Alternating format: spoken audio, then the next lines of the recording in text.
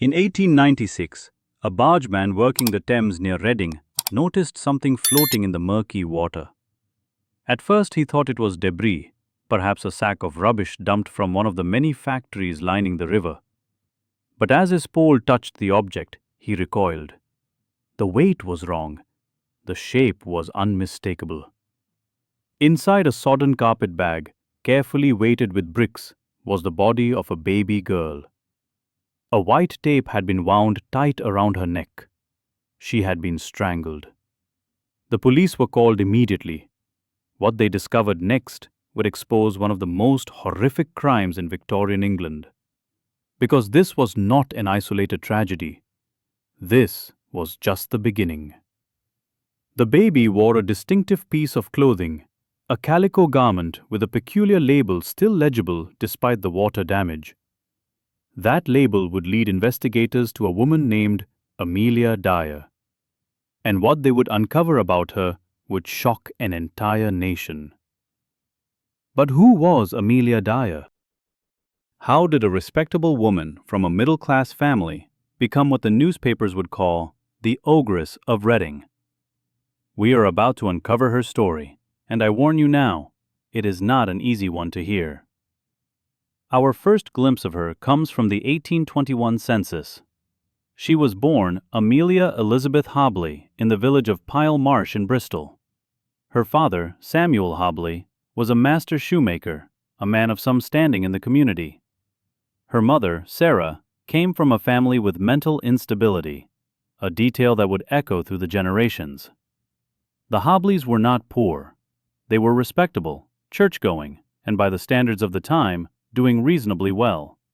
Young Amelia received an education, could read and write fluently, and was taught the skills expected of a girl of her station.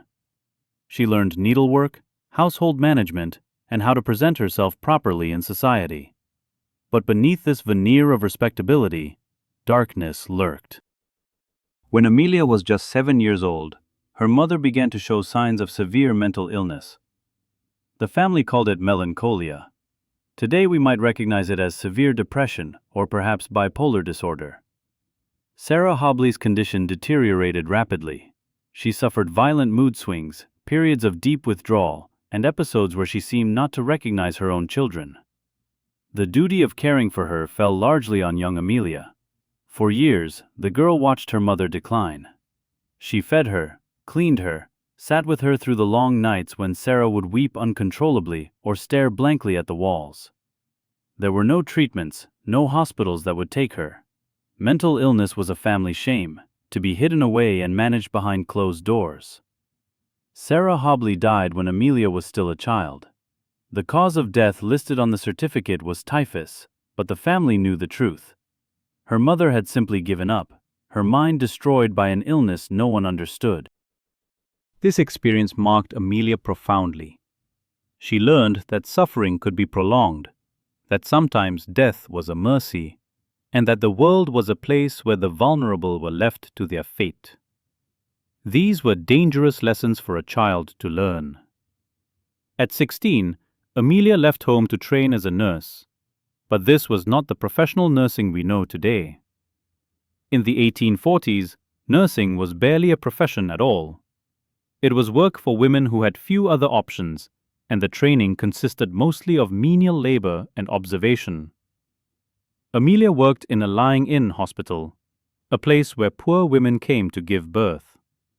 Here she witnessed the full spectrum of Victorian childbirth. The screaming, the blood, the frequent deaths of mothers and infants alike.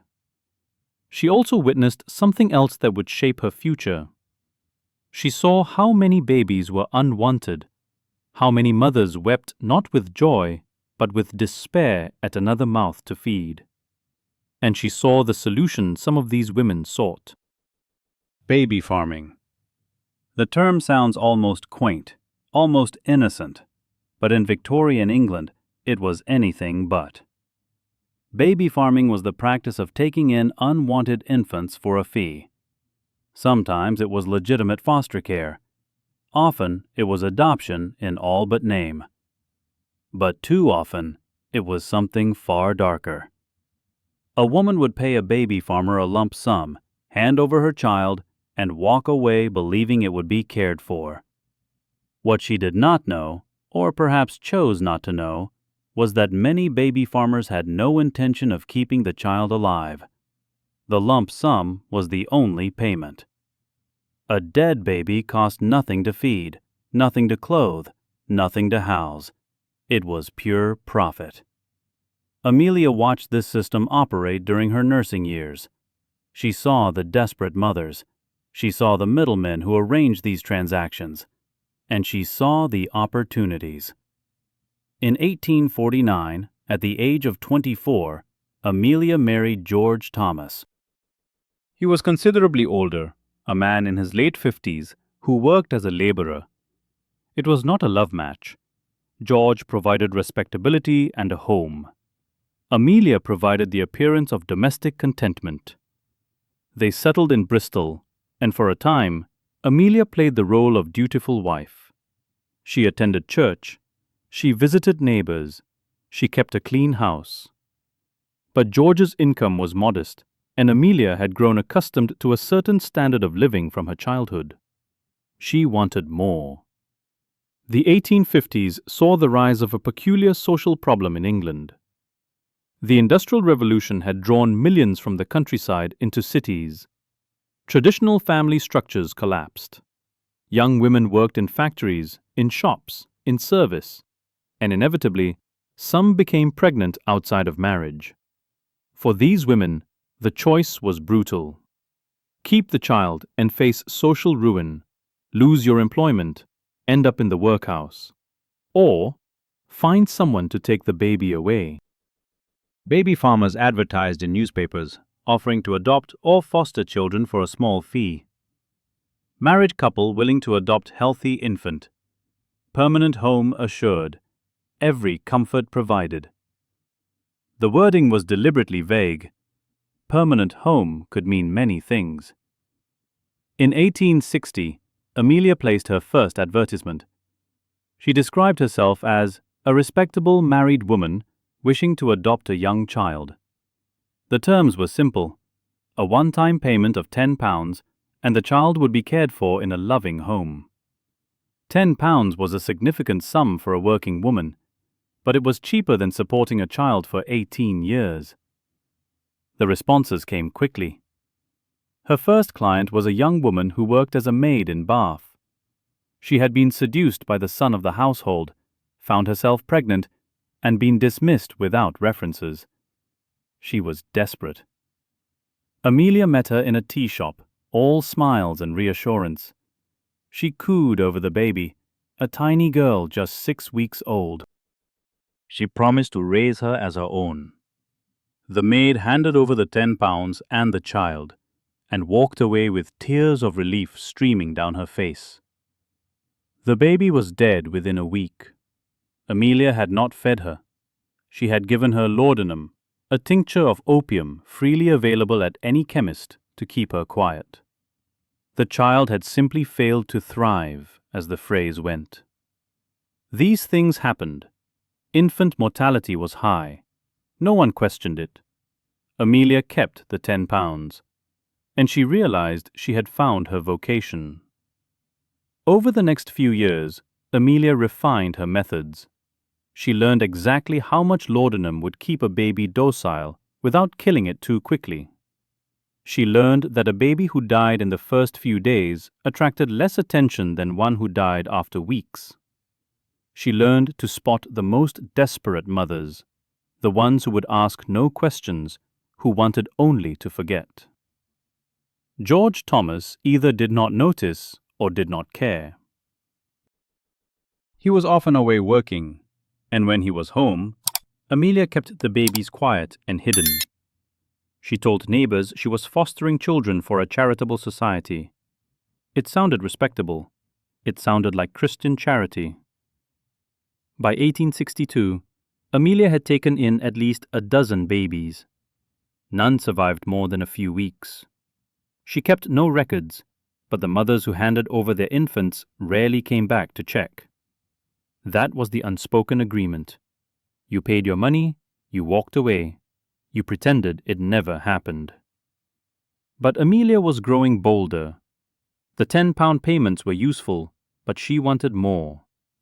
She began advertising not just for adoption, but for long-term fostering.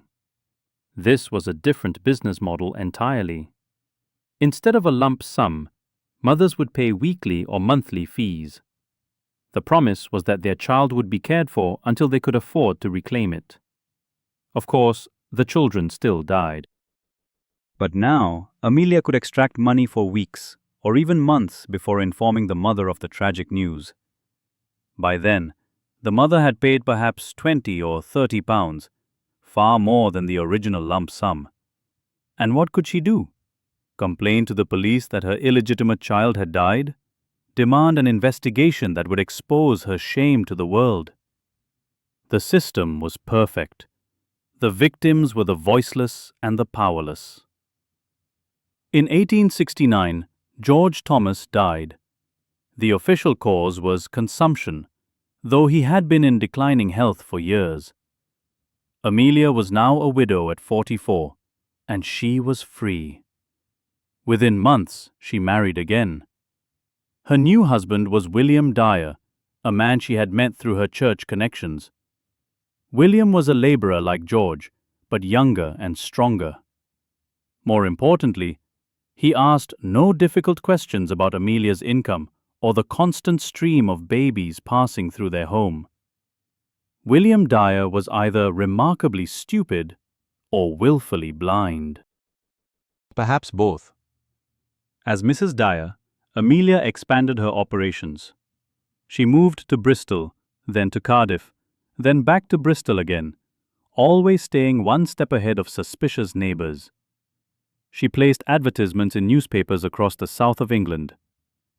Married couple, no children, wish to adopt infant. Best home guaranteed. Terms moderate. The babies came in a steady stream now. Farm girls who had been seduced by travelling labourers. Factory workers who could not afford to stop working even to give birth. Servants dismissed from grand houses. Amelia saw them all. She took their money, took their babies, and sent them away with promises and smiles. Then she killed the children. Not quickly, not mercifully. Amelia had learned that a baby who died too quickly might prompt questions. Instead, she used the method of slow neglect. She fed them just enough to keep them alive for a few days. She gave them gin or laudanum to keep them quiet. She wrapped them tightly in blankets so they could barely move. Deprived of stimulation, of proper nutrition, of human touch, the babies simply faded away. When they died, she had them buried in paupers' graves under false names. Or she disposed of the bodies herself, wrapping them in newspaper and leaving them in ditches or rivers. Victorian England was full of dead babies. Nobody looked too closely. But in 1879, Amelia made her first serious mistake. She had taken in a baby boy from a young woman in Bristol. The mother was a respectable shopkeeper's daughter who had made one mistake with a traveling salesman. She could afford to pay well, and she promised to reclaim the child once her family's anger had subsided. Amelia took the baby and the first month's payment of £5. The child died within 2 weeks. Amelia sent a letter informing the mother that the boy had succumbed to convulsions, a common enough ailment. But this mother was different. She was literate, she had connections, and she was suspicious. She went to the police. An investigation began. Police visited Amelia's home in Bristol. They found it clean, respectable, unremarkable. Amelia was charm itself. She showed them her clean rooms, her references, her church attendance records. She explained that, yes, she did take in foster children, but only to help unfortunate mothers. Sadly, infant mortality was high. These things happened. What could she do? The police found no evidence of wrongdoing. The baby had been properly buried, with a death certificate signed by a doctor. The doctor, it turned out, was happy to sign such certificates for a small fee without examining the bodies too closely. This was common practice. The mother's complaint was dismissed. Amelia had escaped. But the incident rattled her. For the first time, she realized that her enterprise carried real risk. She decided to be more careful, to move more frequently, to keep better track of which mothers might cause trouble. For a few months, she stopped taking in babies altogether. William Dyer found regular work, and they lived quietly. But Amelia missed the income. More than that, she missed the power. The moment when a desperate woman handed over her child, the moment of complete trust followed by complete betrayal. It gave her a feeling nothing else could match. By 1880, she was back in business. This time she was more sophisticated. She used multiple names: Mrs. Thomas, Mrs. Harding, Mrs. Stanfield. She placed advertisements in different cities, so no one newspaper would see a pattern. She never met the mothers twice in the same location. She became a ghost, flitting through the lives of desperate women and leaving only dead babies in her wake. The 1880s were Amelia's most prolific years. She was taking in babies every week now, sometimes 2 or 3 at a time. Her methods had been perfected. Laudanum for the quiet ones, gin for the fussy ones, simple starvation for those she wanted to dispose of quickly. She wrapped the bodies in parcels and dropped them in rivers, or buried them in gardens of houses she rented briefly before moving on. How many children did she kill in this decade? She herself probably did not know. 50? 100? More? The exact number would never be known, because Amelia had become very good at making babies disappear. In 1890, disaster struck again, but this time it came from an unexpected direction. Amelia's daughter from her first marriage, a woman now in her 30s, reported her own mother to the authorities. She had discovered what Amelia was doing and was horrified. The police raided Amelia's home in Bristol.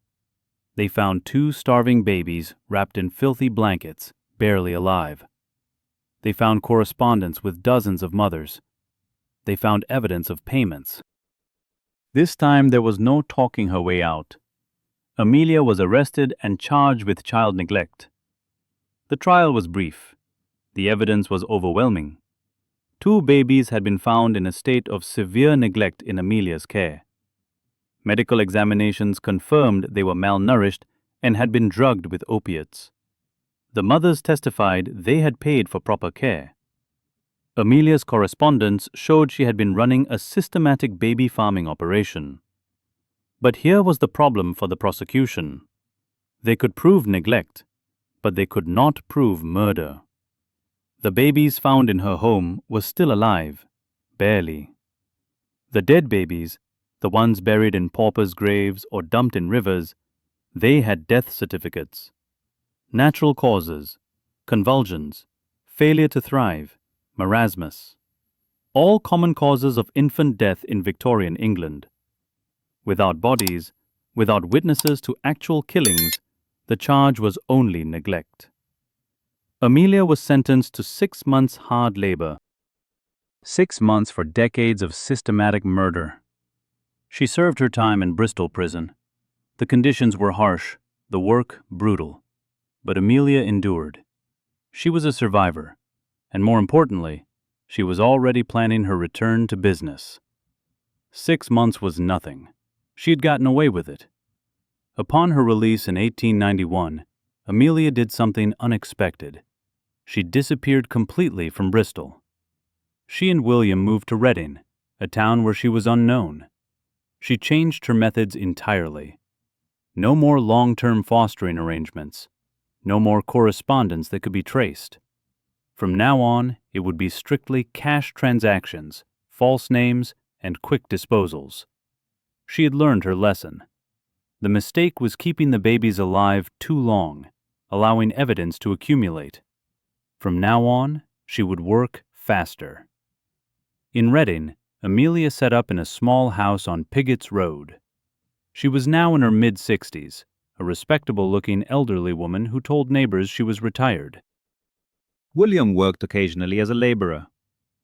To all appearances, they were a quiet, unremarkable couple. But Amelia had resumed her trade with a vengeance. She now placed advertisements using the name Mrs. Harding. She described herself as a childless widow wishing to adopt. She met mothers in train stations, in tea shops, always in busy public places where a transaction could be completed quickly and anonymously. She took the baby, took the money, usually £5 to £10, and promised to send updates. Then she went home and killed the child immediately. Her method had evolved. No more slow starvation, no more drugging that left evidence in the body. Now she used white edging tape, the kind used in dressmaking. She wound it around the baby's neck and pulled tight. Death came in minutes. It was efficient, it was quiet, and it left a body that could be disposed of quickly. Amelia would wrap the tiny corpse in layers of cloth, place it in a carpet bag weighted with bricks, and have William dispose of it in the Thames. The river was deep, the current strong. Bodies were rarely recovered, and when they were usually too decomposed to identify. She had perfected murder. Between 1891 and 1896, Amelia Dyer killed with increasing frequency.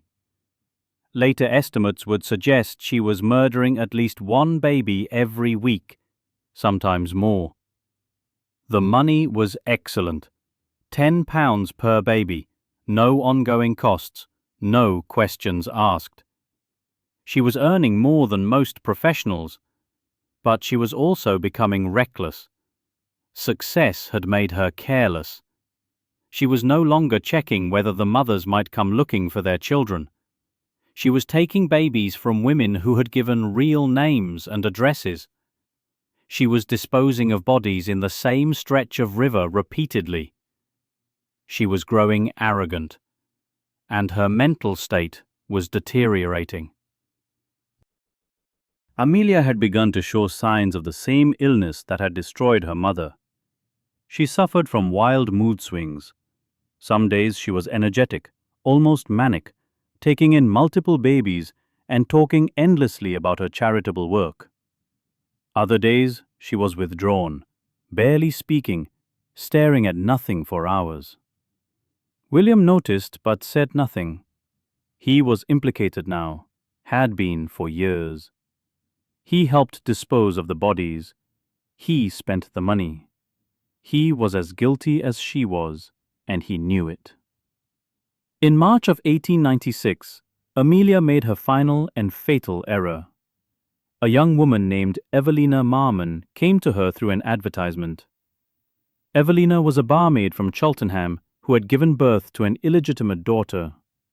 She was desperate to keep working and needed someone to care for the child. She paid Amelia £10 and handed over her baby girl, Doris. But Evelina did something unusual. She asked for a receipt. Amelia, caught off guard, wrote one out. She signed it Mrs.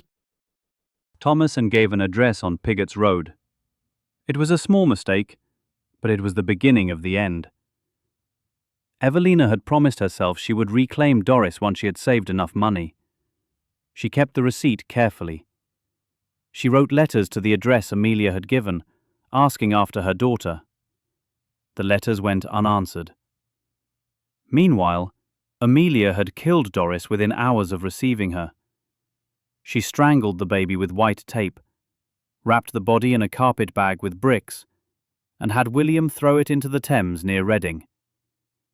It was this body that the bargeman found on March 30th, 1896. When police examined the carpet bag, they found more than just the baby's body. They found wrapping paper with a legible address. They found distinctive white tape. They found the calico clothing with a laundry mark that could be traced. Most importantly, They found evidence that this was recent. The body had been in the water only days, perhaps a week at most. This was not some historical crime. This was active, ongoing murder. Detective Constable Anderson was assigned to the case. He was a methodical man, and he began with the evidence. The address on the wrapping paper led to a Mrs. Harding in Reading. The laundry mark on the clothing was traced to a laundry in Cheltenham. The laundry records led to Evelina Marmon. When police showed Evelina the clothing, she identified it immediately as belonging to her daughter, Doris. She produced the receipt signed by Mrs. Thomas. She gave them the address on Piggott's Road.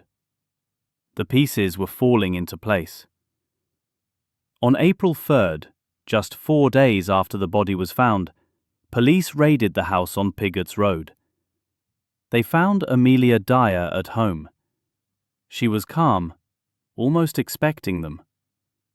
William was there too, looking terrified. The house was searched thoroughly.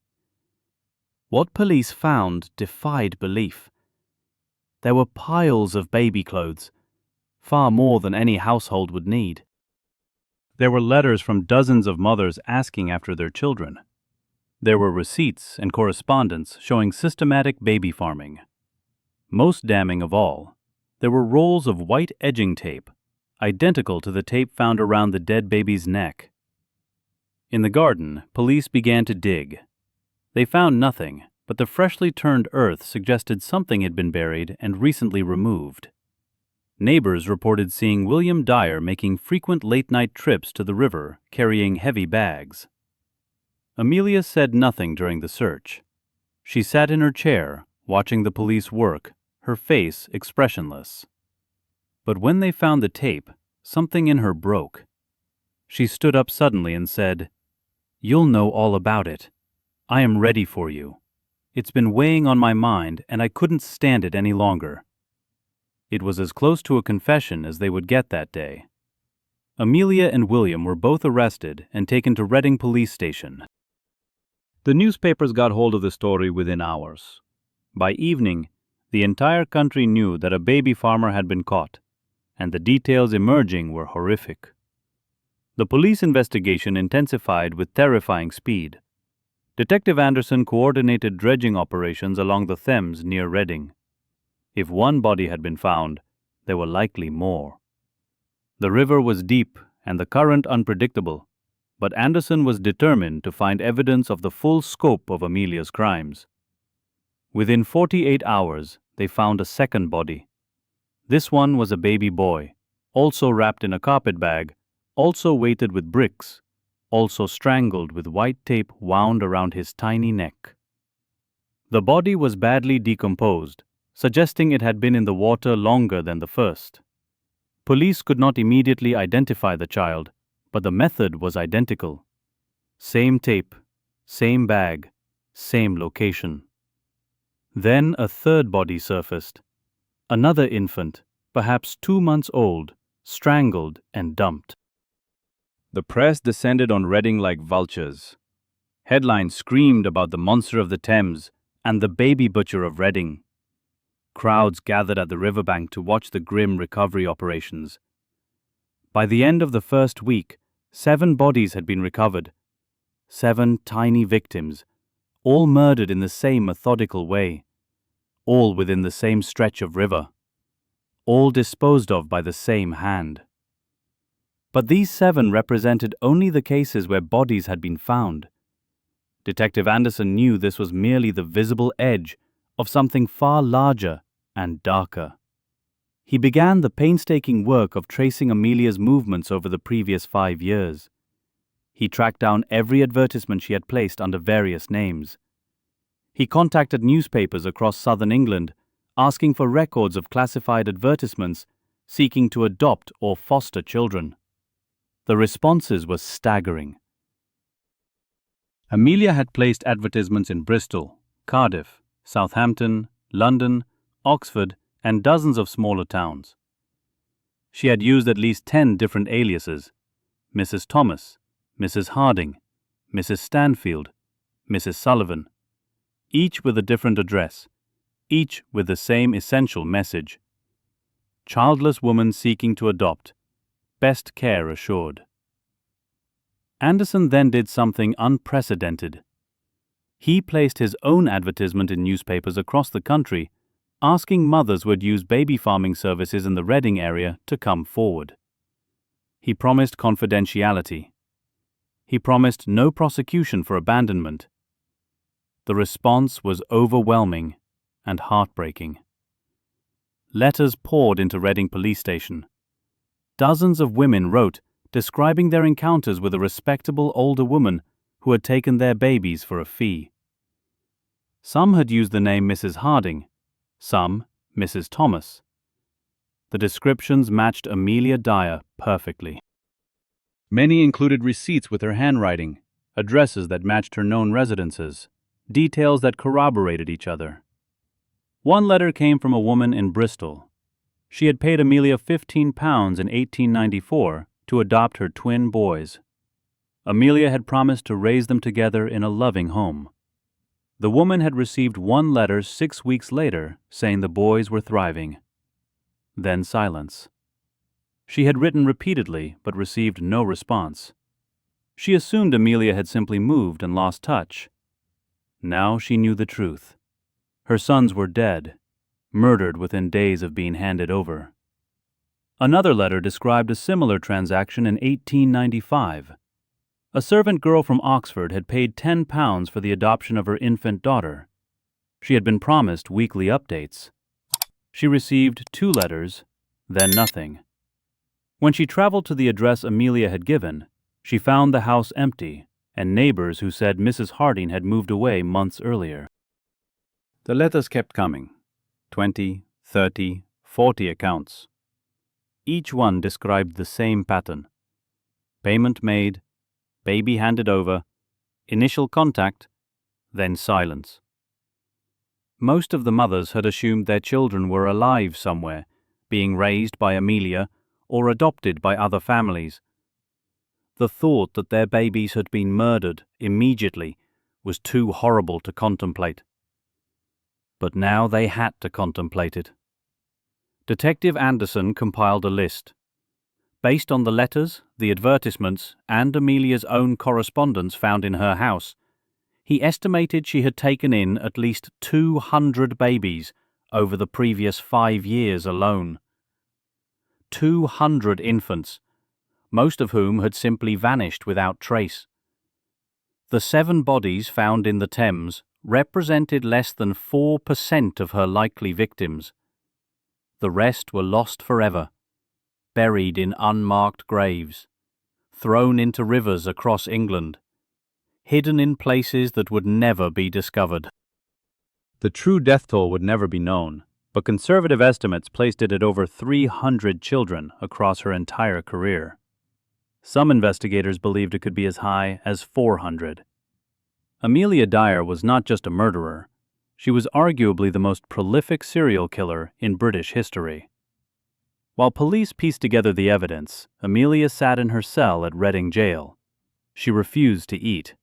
She refused to speak except to say that she wanted to die.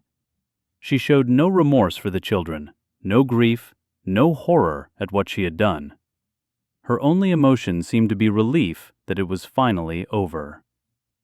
William Dyer, by contrast, was terrified and desperate to save himself. He told police everything he knew. Yes, he had helped dispose of bodies. Yes, he had known what Amelia was doing. But he insisted he was not the killer. He was just following his wife's orders. He was weak, he said, dominated by her strong personality. The police did not believe him, but his testimony was useful nonetheless.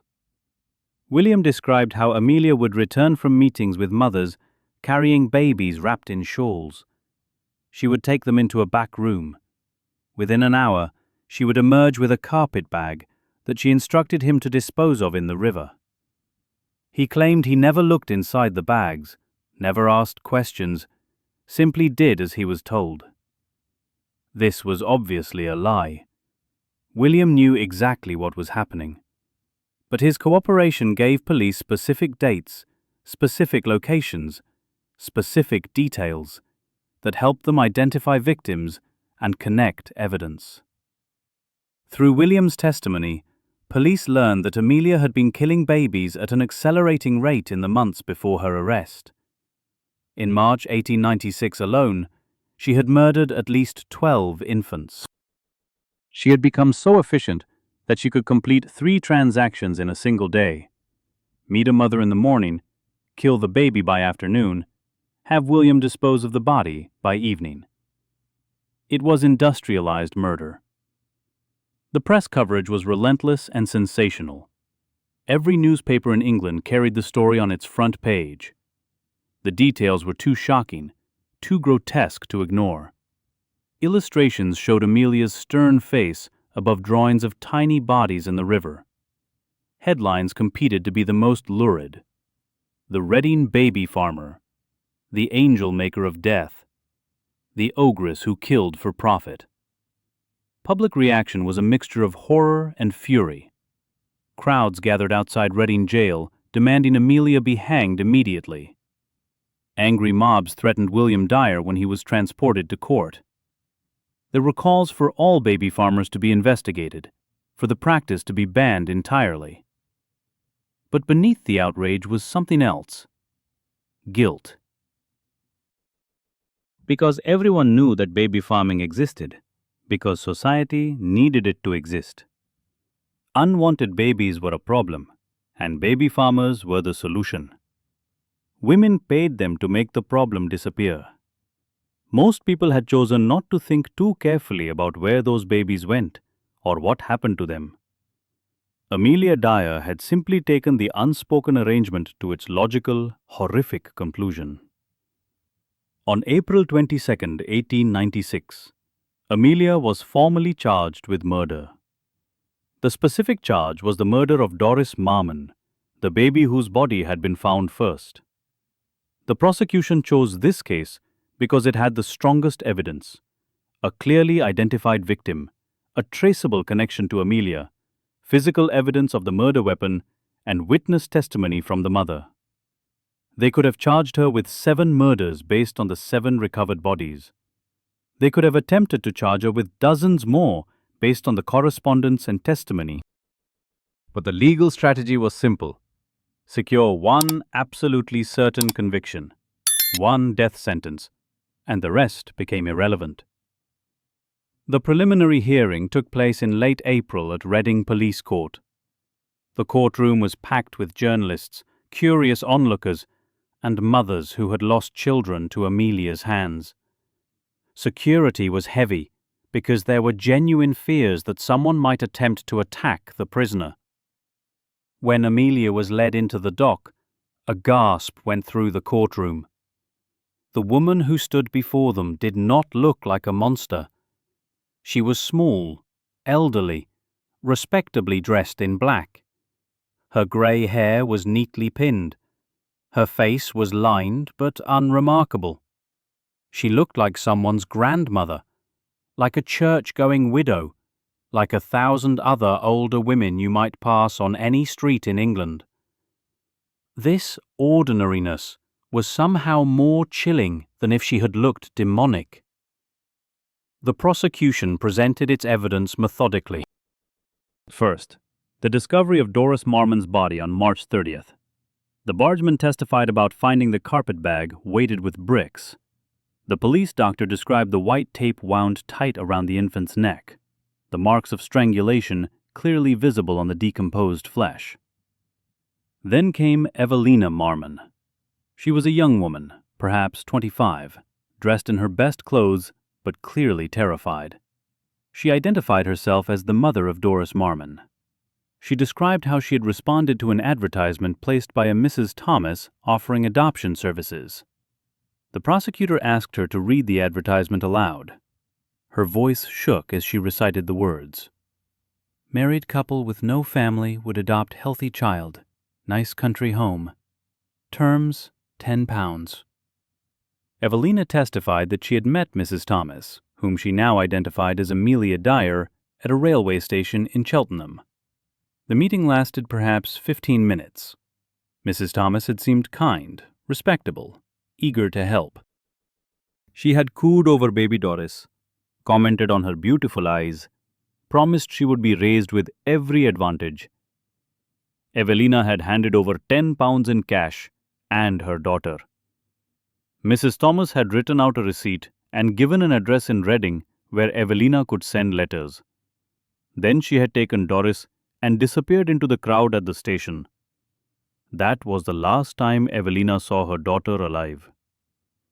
She had written 3 letters to the Reading address asking after Doris. None were answered. She had considered travelling to Reading to check on her child, but had convinced herself that Mrs. Thomas was simply busy, that everything was fine, that her daughter was being well cared for in a nice country home. When the police came to her with the tiny body pulled from the Thames, her world collapsed. The courtroom was silent as Evelina wept. Even the judge seemed moved. Amelia showed no reaction whatsoever. She stared straight ahead, her face blank, as though this testimony had nothing to do with her. The prosecution then presented the physical evidence. The receipt Amelia had written was shown to the court, her handwriting confirmed by experts. The address on Pigott's Road matched her residence. The white edging tape found in her house was identical to the tape used to strangle Doris. The carpetbag matched others found in her possession. Most damning of all was the testimony of neighbors. Several people from Pigott's Road testified that they had seen Mrs. Dyer receive visits from young women carrying babies. They had seen William Dyer leaving the house late at night carrying heavy bags. One neighbor described hearing a baby crying one evening, then silence, then seeing William leave an hour later with a large carpet bag. The neighbor had thought nothing of it at the time. Baby farmers were common enough. Babies died frequently. It was none of her business. Now she realized she had been listening to murder. The defense had almost nothing to offer. Amelia's solicitor, a man named Leighton, tried to argue that the evidence was circumstantial. Yes, his client had been a baby farmer. Yes, she had taken money from mothers to care for their children. But that did not prove she had murdered them. Perhaps the baby had died of natural causes and been disposed of improperly. Perhaps someone else had killed the child. It was a feeble argument, and everyone knew it. 7 bodies had been found, all killed the same way, all disposed of in the same location, all connected to the same woman. The probability of coincidence was 0. But then Leighton tried a different approach. He suggested that Mrs. Dyer was insane, that she suffered from the same mental illness that had destroyed her mother, that she was not responsible for her actions. He requested that she be examined by doctors to determine her mental competency. The magistrate agreed. Amelia was remanded to Holloway Prison in London to await psychiatric evaluation. The trial was scheduled for May. During her weeks in Holloway, Amelia was examined by multiple doctors. They found her lucid, rational, and fully aware of what she had done. She understood the difference between right and wrong. She knew that murdering babies was illegal and immoral. She had taken elaborate steps to conceal her crimes, which demonstrated clear premeditation and understanding. She was not insane in any legal sense. She was simply evil. But during these examinations, Amelia did something unexpected. She began to talk. Perhaps she was seeking some form of absolution. Perhaps she simply wanted someone to understand. Or perhaps, after decades of secrecy, she could finally unburden herself. Whatever the reason, she gave the doctors a confession that was staggering in its scope and chilling in its matter-of-fact tone. She admitted to killing babies for nearly 30 years. She could not remember exactly how many. Hundreds, certainly. Perhaps 400 or more. She had lost count years ago. They all blurred together after a while. She described her methods in clinical detail. The laudanum in the early years, when she was less experienced. The shift to strangulation, when she realized it was faster and left less evidence. The white tape because it was cheap, readily available, and did not bruise the skin as badly as wire. She explained her business model. The lump sum payments were most profitable because there were no ongoing costs. She preferred to kill the babies immediately, within hours of receiving them, because the longer they stayed alive, the more risk of attachment, of someone noticing, of something going wrong. She talked about the mothers with a mixture of contempt and understanding. She knew they were desperate. She knew they had few choices. But she also knew they did not really want to know what happened to their babies. They paid her to solve a problem, and she solved it, permanently. Most of them were relieved, even if they would never admit it. When asked if she felt any remorse, any guilt, any sorrow for the children she had killed, Amelia was silent for a long moment. Then she said something that would be quoted in newspapers for decades to come. "You'll know all mine by the tape around their necks." It was not remorse. It was pride in her signature method. It was the statement of a craftsperson describing her work. The doctors were horrified, but fascinated. They had never encountered anyone quite like Amelia Dyer. She was not raving or delusional. She was not driven by sadistic pleasure or sexual gratification. She was not hearing voices or experiencing hallucinations. She had killed hundreds of babies purely for profit, with the same emotional detachment a butcher might show toward livestock. One doctor described her as having a complete absence of maternal feeling, a total lack of empathy for infant suffering. Another suggested she viewed babies not as human beings, but as commodities, as problems to be disposed of for a fee. But all agreed she was legally sane and fit to stand trial. The trial of Amelia Dyer began on May 21, 1896, at the Old Bailey in London. The courthouse was surrounded by crowds hoping to catch a glimpse of the infamous baby killer. Police had to force a path through the mob to get the prison van inside.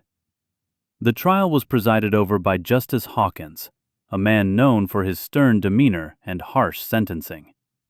The courtroom was filled to capacity with journalists, legal observers, and members of the public who had queued for hours to secure a seat. The atmosphere was electric with anticipation and barely suppressed rage. When Amelia was brought into the dock, she appeared remarkably composed. She wore the same black dress from the preliminary hearing, and her expression remained blank, almost disinterested.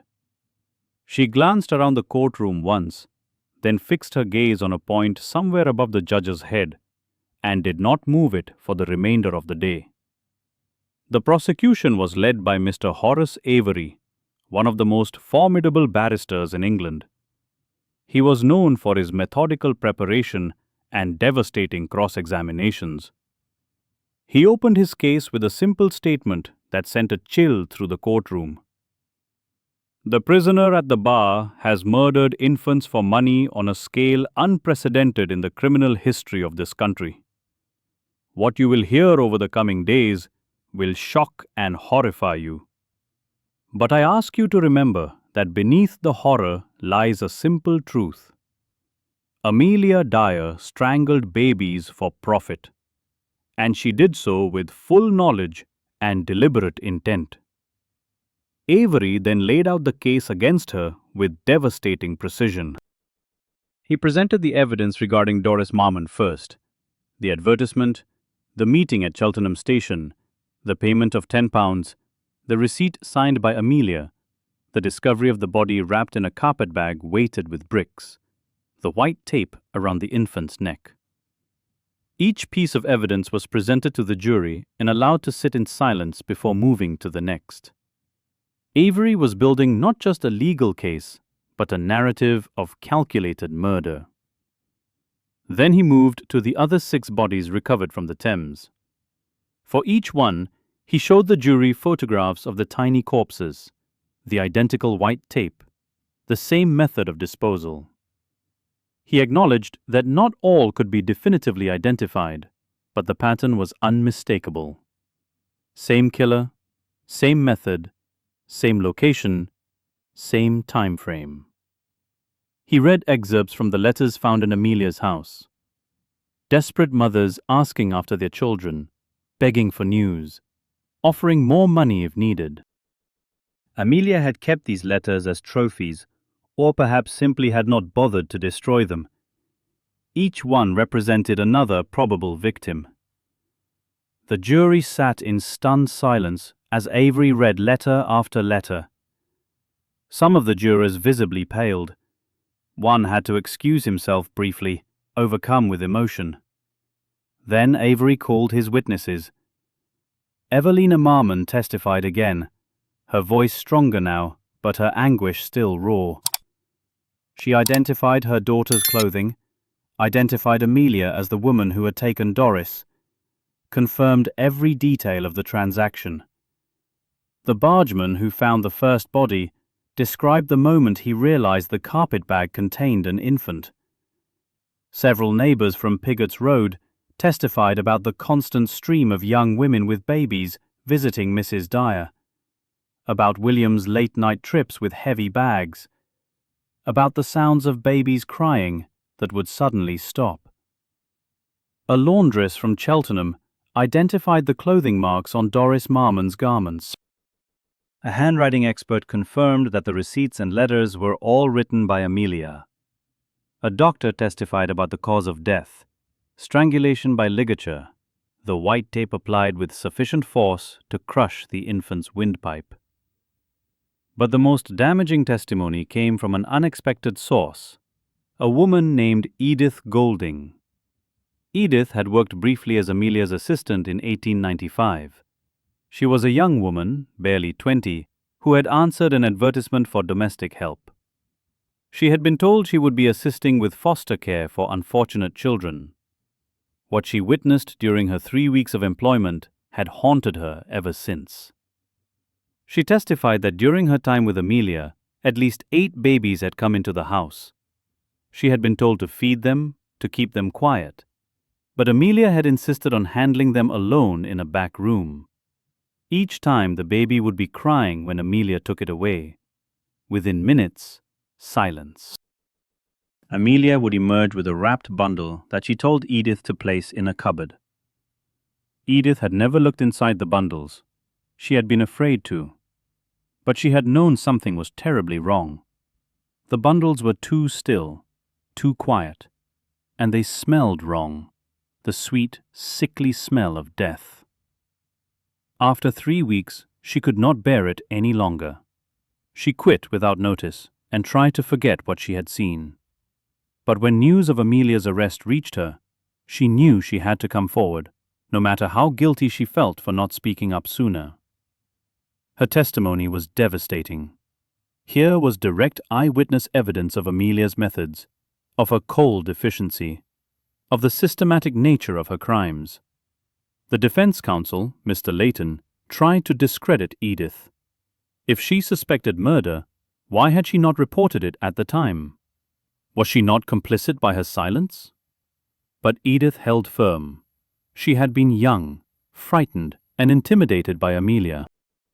She had not wanted to believe what she was witnessing. She had convinced herself there must be some innocent explanation. It was a familiar pattern. People had seen, people had suspected, but no one had wanted to confront the truth. When the prosecution rested its case after 2 days of testimony, the evidence was overwhelming. The jury looked shaken. The judge looked grim. Even the spectators, who had come expecting sensation, seemed subdued by the weight of horror they had witnessed.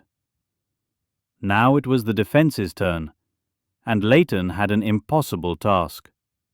He could not deny that babies had been killed. He could not deny that Amelia had been running a baby farming operation. He could not deny that she had taken money from mothers and their children had disappeared. The evidence was irrefutable. His only hope was the insanity defense. Leighton called several doctors who had examined Amelia. He tried to establish that she suffered from hereditary insanity, that her mother's mental illness had been passed down to her, that she was not fully responsible for her actions. The doctors testified that yes, Amelia's mother had suffered from severe mental illness. Yes, Amelia herself had shown signs of depression and mood disturbances over the years. Yes, there was a family history that suggested possible hereditary factors. But when pressed, each doctor had to admit the same thing. Amelia understood right from wrong. She knew killing babies was illegal. She had taken elaborate steps to conceal her crimes, which proved she knew they were wrong. She had run her operation as a business, keeping careful track of payments and correspondence, which demonstrated rational planning and forethought. She might have had moments of depression or instability, but she was not legally insane. Leighton then made a desperate gamble. He called Amelia herself to testify. This was risky, because it would subject her to Avery's cross-examination. But Leighton hoped that if the jury could hear her speak, could see her as a human being rather than a monster, they might find some sympathy. Amelia took the stand with the same blank expression she had worn throughout the trial. Leighton asked her gentle questions about her childhood, her mother's illness, her own struggles with melancholy. She answered in a flat monotone, showing no emotion. Then Leighton asked her directly, "Did you kill those babies?" There was a long silence. The entire courtroom held its breath. Amelia stared at her hands, clasped in her lap. When she finally spoke, her voice was barely audible. "I did it for the money." The courtroom erupted. Spectators gasped, shouted, some wept openly. The judge banged his gavel repeatedly, calling for order. Journalists scribbled frantically. Leighton looked stricken, realizing his gamble had backfired catastrophically. Amelia sat motionless, her face still blank, as though she had not just confessed to mass murder in open court. When order was finally restored, Leighton tried to salvage the situation. He asked Amelia if she understood what she had done was wrong. She nodded. He asked if she had been in her right mind when she committed these acts. She paused, then said she supposed she must have been mad to do such things. But the damage was done. Her confession had been clear, unequivocal, and devoid of any suggestion of insanity. She had killed for money. It was a business decision, not the act of a deranged mind. Now came Avery's cross-examination, and it was brutal. He asked Amelia how many babies she had killed. She said she did not know exactly, perhaps hundreds. He asked her to describe her method. She explained about the white tape, how she would wind it around the neck until the baby stopped breathing. He asked how long this took. She said usually only a few minutes if done correctly. He asked if the babies struggled. She said sometimes, the older ones. He asked if they suffered. She said she tried to be quick about it. The jury looked horrified. Several were visibly weeping. One juror appeared to be praying silently. Avery then asked the question that would echo through history. Did you ever, in all those years, in all those hundreds of murders, feel any compassion for those infants? Any remorse? Any human feeling at all? Amelia considered the question for a long moment. Then she said, "They would have died anyway, most of them. Their mothers did not want them. I just made it quicker." It was a chilling rationalization. In her mind, she had not been murdering innocents. She had been solving problems, disposing of unwanted waste, performing a service that society needed but refused to acknowledge. Avery had no further questions. The woman had condemned herself more thoroughly than any prosecutor ever could. The defense rested. Leighton had nothing left to offer. He made a brief closing argument, pleading for the jury to consider Amelia's difficult childhood, her mother's madness, the possibility of diminished responsibility. But his heart was not in it. He knew it was hopeless. Avery's closing was devastating in its simplicity. He did not need to be theatrical or emotional. He simply reviewed the evidence, reminded the jury of Amelia's own confession, and asked them to do their duty. Justice Hawkins then gave his instructions to the jury. He explained the law regarding murder and insanity. He made it clear that the standard for legal insanity was very high. The defendant must be incapable of knowing that their actions were wrong. Everything they had heard suggested that Amelia Dyer knew exactly what she was doing and knew it was wrong. She had concealed her crimes, used false names, disposed of evidence, all of which demonstrated guilty knowledge. The jury retired to deliberate. They were gone for less than 5 minutes. When they returned, the foreman was asked for the verdict. He stood, his voice steady and clear. Guilty of willful murder. The courtroom erupted again. This time there were cheers, applause, shouts of approval. Amelia showed no reaction. She simply stood there, waiting for what would come next. Justice Hawkins addressed her directly. His voice was cold with contempt. Amelia Dyer, you have been convicted of one of the most terrible crimes that it is possible for a human being to commit. You have murdered a helpless infant for monetary gain. The evidence suggests you have done this not once, but hundreds of times over many years. You have shown no remorse, no human feeling, no recognition of the enormity of your crimes. The law prescribes only one punishment for willful murder. He placed the black cap on his head, the traditional symbol that a death sentence was about to be pronounced. Amelia Elizabeth Dyer, you will be taken from this place to a lawful prison, and from there to a place of execution, where you will be hanged by the neck until you are dead, and may God have mercy on your soul. Amelia was led from the dock. As she descended the stairs to the cells below, she turned once to look back at the courtroom. Her expression was unreadable. Some who saw her that day swore they detected the faintest hint of relief on her face, as though she welcomed the end. She was transported back to Holloway Prison to await execution. Under British law at the time, there was a mandatory waiting period between sentence and execution to allow for appeals. But Amelia instructed her lawyers not to file any appeals. She wanted no clemency, no reprieve, no mercy. She was ready to die. During her final weeks, she was visited by the prison chaplain, Reverend Merton. He tried to get her to express remorse, to confess her sins, to seek God's forgiveness. She listened politely but said little. When he asked if she regretted her actions, she gave him an answer that he would never forget. I regret being caught. That is all. She did agree to make one final statement for the record. In a written confession given to the prison authorities, she admitted to killing at least 400 babies over approximately 30 years. She provided details of her methods, her business practices, her technique for avoiding detection. She wrote it all in the same flat, emotionless tone as someone describing a manufacturing process. The confession was sealed and would not be released to the public until decades later. The authorities feared it would cause mass panic or copycat crimes. But portions were leaked to the press, and the numbers shocked even those who thought they understood the scope of her crimes. 400 babies. 400 tiny lives snuffed out for a few pounds each.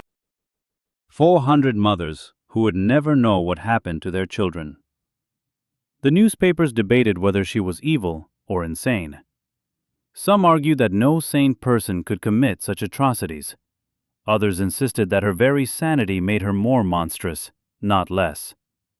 She had chosen this path, planned it, profited from it, continued it for decades. That was not madness. That was pure wickedness. Letters poured into the Home Office demanding the execution proceed without delay. Some called for her to be hanged publicly as a warning to others. A few voices, mostly from religious groups, argued for mercy or life imprisonment on the grounds that execution was too quick, that she should suffer longer for her crimes. But the law was clear, and there would be no reprieve. Meanwhile, William Dyer remained in custody facing his own charges of complicity. His trial was scheduled for after Amelia's execution. The prosecution believed he had been an active participant in the murders, helping to dispose of bodies and sharing in the profits. But they also knew proving his direct involvement would be difficult. William maintained he had been dominated by his wife, that he had been afraid of her, that he had not known the full extent of her crimes. It was a weak defense, but without Amelia to testify against him, it might be enough to avoid the gallows. In the end, William would be convicted of being an accessory after the fact and sentenced to 20 years hard labor. He would die in prison in 1903, a broken man who claimed until his last breath that he had been an innocent dupe. The execution was set for June 10, 1896, at 9 o'clock in the morning. The executioner was James Billington, one of the most experienced hangmen in England. He had performed over 100 executions and prided himself on his efficiency and precision. Billington visited Amelia in her cell the day before to take measurements and calculate the drop. The science of hanging required careful calibration. Too short a drop and the condemned would strangle slowly. Too long and decapitation might occur. Billington calculated that for a woman of Amelia's height and weight, a drop of 6 feet and 6 inches would ensure instantaneous death. Amelia cooperated fully with the measurements. She showed no fear, no agitation, no emotion at all. Billington later told colleagues that she was the calmest condemned prisoner he had ever encountered. Most people facing execution showed some reaction: terror, anger, hysteria, resignation. Amelia showed nothing. She might have been preparing for an ordinary day. On her final night, the chaplain stayed with her until late. He read scripture, offered prayers, asked again if she wished to unburden her soul. She listened quietly, then told him she was tired and wished to sleep. He left reluctantly, convinced that her soul was beyond redemption. But Amelia did not sleep. A wardress watching through the cell door observed her sitting on her bed, staring at the wall, utterly motionless for hours. As dawn approached, she finally lay down and closed her eyes, but whether she actually slept remained unknown. At 8:30 in the morning, officials entered her cell. Amelia was already awake and standing. She had eaten nothing for breakfast. She refused the customary glass of brandy offered to steady condemned prisoners. She simply asked if it was time, and when told yes, she nodded and held out her wrists for the restraints. The procession to the execution shed was brief. Amelia walked steadily, showing no signs of weakness or hesitation. The chaplain walked beside her, reciting the burial service. She did not appear to hear him. Outside the prison walls, a crowd had gathered despite the early hour. Executions were no longer public spectacles, but people still came to witness the moment when the black flag would be raised to signal that justice had been done. The crowd was mostly silent, but some called out for vengeance, for the baby killer to suffer as her victims had suffered. Inside the execution shed, Billington waited beside the trap door. His assistant stood ready with the white hood and noose. Everything had been prepared with meticulous care. The rope had been stretched overnight to remove any elasticity. The trapdoor mechanism had been tested repeatedly. There would be no mistakes, no delays, no unnecessary suffering. When Amelia entered the shed and saw the gallows, she stopped for just a moment. It was the first and only sign of hesitation she had shown. Then she stepped forward onto the trapdoor without being prompted. Billington positioned her precisely on the marked spot. The assistant placed the white hood over her head, hiding her face. The noose was positioned around her neck, the knot placed carefully behind her left ear to ensure the neck would break cleanly. The chaplain finished the prayer. "Lord, have mercy upon her soul." There was a moment of perfect silence. Then Billington pulled the lever. The trapdoor opened with a crash. Amelia dropped through. The rope snapped taut. Her neck broke instantly with an audible crack that echoed through the shed. Death was immediate. Billington checked his pocket watch. 9:02. The entire process from entering the shed to death had taken less than 15 seconds. It was, by the standards of the time, a perfect execution. The body was left hanging for the mandatory hour, then taken down and examined by the prison doctor who certified death. Amelia Elizabeth Dyer, age 60, was dead. The most prolific baby killer in British history had been eliminated with the same efficiency she had once brought to murdering infants. She was buried within the prison grounds, in an unmarked grave filled with quicklime to speed decomposition. No headstone, no memorial, nothing to mark where she lay. The prison records noted simply, Dyer Amelia, executed 10th June 1896. Burial completed same day. The execution made headlines across Britain. Most newspapers expressed satisfaction that justice had been served, though some noted the grim irony that her death had been quick and painless, while her victims had suffered. A few editorials questioned whether one execution could truly balance the scales against 400 murders. But the real legacy of Amelia Dyer was not her execution. It was the change she forced upon British society. The public outcry over her crimes led directly to the passage of the Infant Life Protection Act of 1897, which required baby farmers to be registered and inspected. Local authorities were given power to remove children from dangerous situations. The casual, unregulated adoption market that had allowed Amelia to operate for decades was finally brought under control. It was too late for the hundreds of babies she had killed, but it would save countless others in the years to come. The mothers who had lost children to Amelia were left to live with their grief and guilt. Some tried to reclaim their lives, to move forward. Others were destroyed by the knowledge of what had happened. Several were institutionalized for mental breakdowns. At least 2 committed suicide in the years following the trial. Evelina Marmon, the mother of Doris, never recovered. She left her employment, returned to her family, and lived the rest of her life as a recluse. She died in 1923, still wearing a locket containing a photograph of the daughter she had handed over to a monster. The case of Amelia Dyer remains one of the darkest chapters in Victorian criminal history.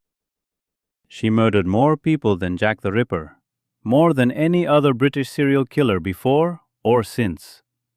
Yet she is less remembered today, perhaps because her crimes were too vast to comprehend, too systematic to sensationalize, too rooted in the brutal economics of Victorian society. She was not a mysterious figure stalking foggy streets. She was a respectable older woman who murdered babies for pocket money. And that, in the end, is more terrifying than any Gothic horror. The white tape she used became a symbol of her crimes, mentioned in police training manuals for decades afterward. Even now, more than a century later, when very old property is excavated in Reading or Bristol, there is always the grim possibility of finding one more tiny skeleton, one more victim of the angel maker, who killed for profit and felt nothing at all.